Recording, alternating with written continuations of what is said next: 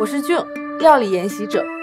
五福糯米蛋是用糯米和4种材料酿入咸鸭蛋来蒸的，可以讨一个五福临门的好彩头，很受小朋友欢迎，而且非常适合家宴。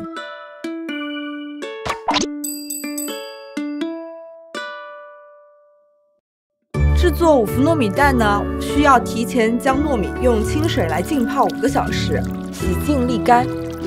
如果在冬天制作，可以用温水来浸泡。糯米我们已经处理好了，接下来呢，我们来处理其他的食材。香肠、泡发好的干香菇、五花肉需要分别切细丁。馅料的选择上，也可以根据自己的喜好来搭配。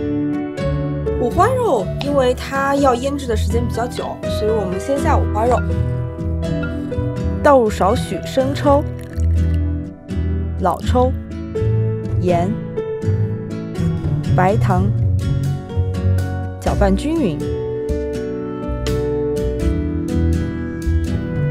接下来将糯米、干香菇、香肠、青豆混匀，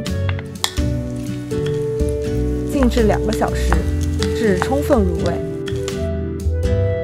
在腌制馅料的同时，来处理咸鸭蛋。一般生的咸鸭蛋买回来都会有一些黄土或者是草木灰在表面，可以用温水轻轻地把它洗干净、擦干净。用茶匙将小头的一端敲碎，小心拨出一个口子。敲之前可以观察一下，一般蛋黄都是沉淀在大头的一侧，我们从小头敲开，可以方便倒出蛋白。接着把鸭蛋倒过来，倒出蛋白，只保留蛋黄，这样既有空间填入馅料，又可以保留咸鸭蛋风味最佳的部分。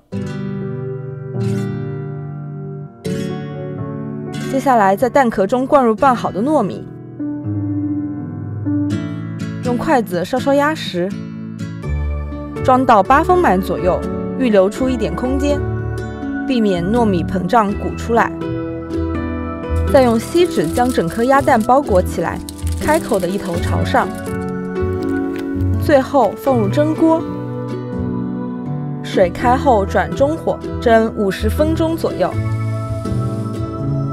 色香诱人的五福糯米蛋就做好了。